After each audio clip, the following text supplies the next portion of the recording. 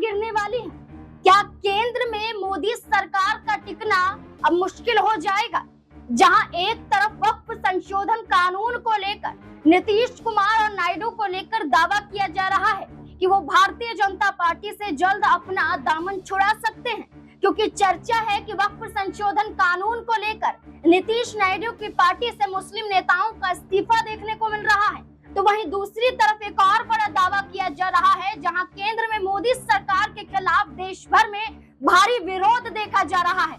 विपक्ष ने मुहिम उठा ली है और इस मुहिम के तहत भाजपा को हटाने की कवायद तेज कर दी है।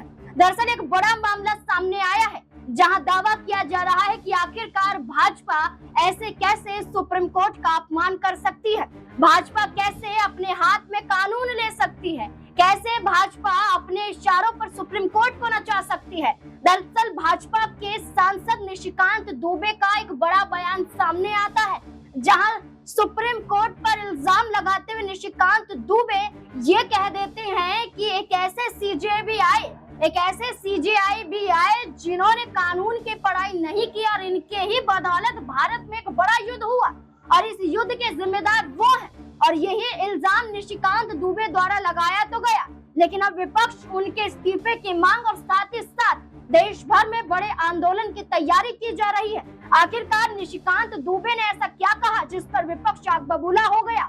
सुनिए जरा। भाजपा सांसद निशिकांत दुबे ने जहां एक तरफ मौजूदा मुख्य न्यायाधीश पर सवाल खड़े करते हुए ये कहा कि सुप्रीम कोर्ट द्वारा सीजेआई ने कुछ ऐसी याचिकाओं को स्वीकारा है जिसके तहत देश भर में धर्म युद्ध शुरू हो गया है, चाहे वो वक्फ संशोधन कानून पर उनकी याचिकाओं पर फैसला सुनाना हो या फिर सुनवाई के दौरान केंद्र सरकार को फटकार लगाना हो या फिर तमिलनाडु राज्य सरकार की बातों पर याचिकाओं को स्वीकारना हो और राज्यपाल की शक्तियों पर पाबंदियां लगाना हो।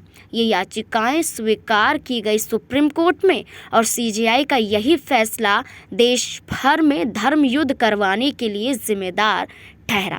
जहां निशिकांत दुबे ने सीजेआई और सुप्रीम कोर्ट पर सवाल खड़े किए, तो वहीं दूसरी तरफ न्यायपालिका का एक और ऐसा ही पन्ना खोल कर रख दिया, जिसके बाद बड़ा विवाद खड़ा हो गया। झारखंड के गोड्डा से बीजेपी सांसद निशिकांत दुबे ने सोशल मीडिया प्लेटफॉर्म एक्स पर एक पोस्ट लिखा। उन्होंने लिखा कि आपको पता है कि 1967-68 में भारत के मुख्य न्यायाधीश कैलाशनाथ वांचू जी ने कानून की पढ़ाई नहीं की थी। दरअसल भारतीय न्यायपालिका के इतिहास में कैलाशनाथ वांचू का नाम एक ऐसे चीफ जस्टिस के रूप में दर्ज है जिन्होंने पारंपरिक अर्थों में वकालत की डिग्री नहीं ली थी, लेकिन फिर भी भारत के सर्वोच्च न्यायिक पद पर वो थे। आपको बता दें कि ये आरोप कैलाशनाथ वांचू पर लगाए गए। दरअसल जस्टिस कैलाशनाथ वांचू का जन्म 25 जनवरी 1903 को इलाहाबाद में एक कश्मीरी पंडित परिवार में हुआ था। उनका परिवार मूल रूप से कश्मीर से था, जो बाद में इलाहाबाद में बस गया। उनकी शुरुआती शिक्षा मध्य प्रदेश के नौगांव में हुई, वहीं माध्यमिक शिक्षा कानपुर में, और उन्होंने इलाहाबाद विश्वविद्यालय से बीए की डिग्री हासिल की। पढ़ाई में मेधावी वांचू ने 1924 में इंडियन सिविल सर्विसेज की परीक्षा पास की और परीक्षा के लिए लंदन गए। ऐसा माना जाता है कि किसी जज या सीजेआई बनने के लिए वकालत की डिग्री ज़रूरी है, लेकिन वांचू इसका अपवाद थे।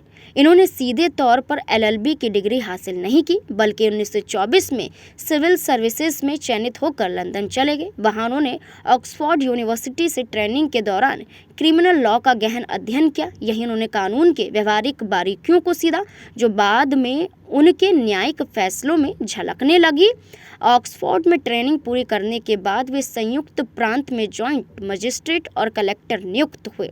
इसके बाद सीजेआई के रूप में भी वो पद पर विराजमान हुए और इन्हीं पर आरोप लगाते हुए निशिकांत दुबे ने ये कहा कि ऐसे सुप्रीम कोर्ट में सीजेआई बने हैं जिनकी वजह से देश का माहौल बिगड़ा है। दरअसल निशिकांत दुबे ने कहा कि भारत में जो 10वें सीजेआई थे कैलाशनाथ वांचू, उन्होंने कानून की पढ़ाई नहीं की थी। वाकई उन्होंने कोई भी कानून की डिग्री हासिल नहीं की थी, लेकिन ये इल्जाम निशिकांत दुबे द्वारा लगाना और इस तरीके से लगाना कि भारत में जो गृह युद्ध हुआ, इस गृह युद्ध का जिम्मेदार यही सीजेआई है, इसको लेकर ये दावा किया जा रहा है कि निशिकांत दुबे ने आखिरकार ऐसा क्यों कह दिया।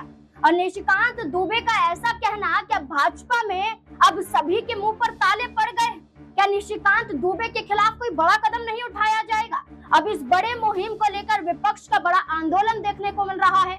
अब देखना होगा कि वाकई केंद्र में मोदी सरकार टिक भी पाएगी या एक तरफ वक्फ संशोधन कानून और दूसरी तरफ सुप्रीम कोर्ट का अपमान करना भाजपा पर भारी पड़ जाएगा।